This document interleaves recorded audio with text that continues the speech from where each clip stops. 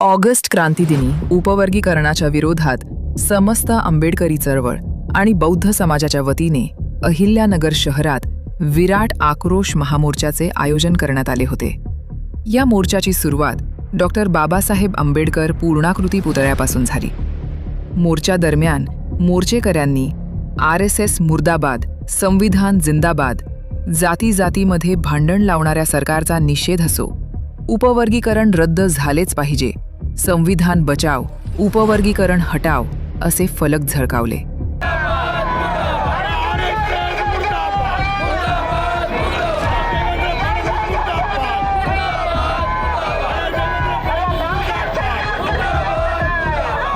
Doctor Babasaheb Ambedkar यांच्या पुतळ्याला अभिवादन करून हा मोर्चा छत्रपती शिवाजी महाराज चौक, माळीवाडा मार्गे नीलक्रांती चौक येथे पोहोचला, जिथे या मोर्चाची सांगता सभा पार पडली.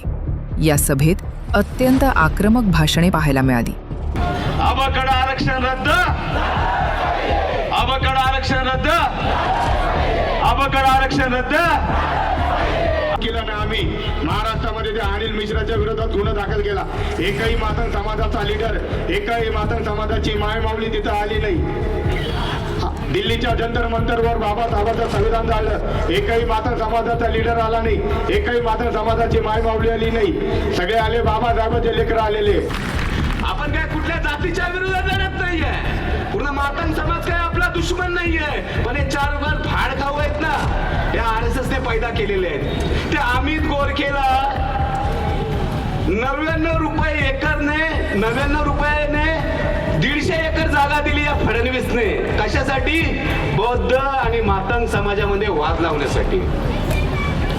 त्या तो नकली वंशज सचिन भाऊ, अरे तुझ्या बापाचा पत्ता नाही, तुझ्या मायचा पत्ता नाही. अण्णा भाऊले 4-4 पोरी होत्या फक्त. तू कसला वंशज? अरे वंशज जर तू असता तर माझ्या अण्णा भाऊने सांगितलं होतं, जग बदल करून घाव मला सांगून गेले भीमराव. हे त्यांना त्यांच्या शेवटच्या काळामध्ये जाणीव झाली की बाबासाहेबच खरा मुक्तीदाता आहे. नाहीतर कम्युनिस्ट मध्ये पूर्ण आयुष्य घालवलेले अण्णाभाऊ साठे शेवटच्या क्षणामध्ये बाबासाहेबांची आठवण झाली, बाबासाहेबांना मानलं आणि मरता मरता त्यांनी बुद्धाकडे चला हे पुस्तक लिहिलं. पण एकही मागणं ऐकलं नाही, एकही मागणं ऐकलं नाही. तेच आपले हिंदू धर्माच्या नादाला लागले आणि त्यांची प्रगती झाली नाही. त्यामुळे हे अण्णा भाऊला मानणारे देखील नाही आहेत. हे सगळे RSSचे दलाल आणि फडवे निर्माण झालेले आहेत. यांच्याशी लढण्यासाठी सर्व भीम सैनिक महाराष्ट्रात तयार आहेत. आरक्षणाचं उपवर्गीकरण आता काय होणार? जर संख्येनुसार वर्गीकरण झालं तर एकाच जातीचा फायदा आहे महारांचा, आणि तरी महार विरोधात आहे. बघा अजब कारभार. कारण फायदा आणि तोटा बघून निर्णय घेणारे आमच्या अवलादी नाहीत. जी गोष्ट संविधानाच्या विरोधात असते आम्ही त्याच्या विरोधात असतो. जी गोष्ट बाबासाहेबांच्या विचाराच्या विरोधात असते आम्ही त्याच्या विरोधात असतो. आमचा फायदा आहे तरी आम्ही विरोधात आहोत, लक्षात घ्या. आणि देवेंद्र फडणवीसांनी जर लागूच केलं तर मग आम्ही राजकारणात मागणार.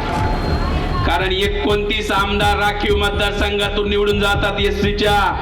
आता फक्त 10 आमदार आहेत महारांचे. जर वर्गीकरण झालं आणि आपण राजकारणात मिळवलं तर आपले 18 आमदार होते ना, 18.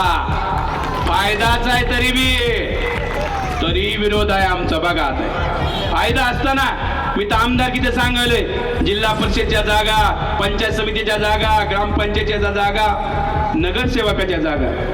आम्हाला माहित नाही काय तुम्ही तिकीट देताना कसे देतात. महारापेक्षा मांग भरा, मांगापेक्षा चांबार भरा, चांबारापेक्षा ढोर भरा, ढोरापेक्षा जंगम भरा, जंगमपेक्षा कुणीतरी भरा. आम्हाला थोडी तिकीट देतात तुम्ही. जर राजकारणामध्ये आम्ही वर्गीकरण मागवलं ते मिळवलं, 29 पैकी 18 आमदार महारांचे बनतील. फायदा आहे तरीही आम्ही विरोधात आहोत. कारण 1 ऑगस्ट 2024 चा जो निर्णय आहे तो निर्णय संविधानाच्या विरोधात आहे. या ऐतिहासिक मोर्चामध्ये आंबेडकरी चळवळीतील भीमसैनिक राजू थाटे, सिद्धार्थ सुरवडकर, सिद्धार्थ शिनगारे, दादासाहेब शेळके, दिव्या शिंदे आणि प्रदीप थोरात यांची विशेष उपस्थिती होती. यावेळी भीमसैनिकांची आणि महिलांची उपस्थिती लक्षणीय होती.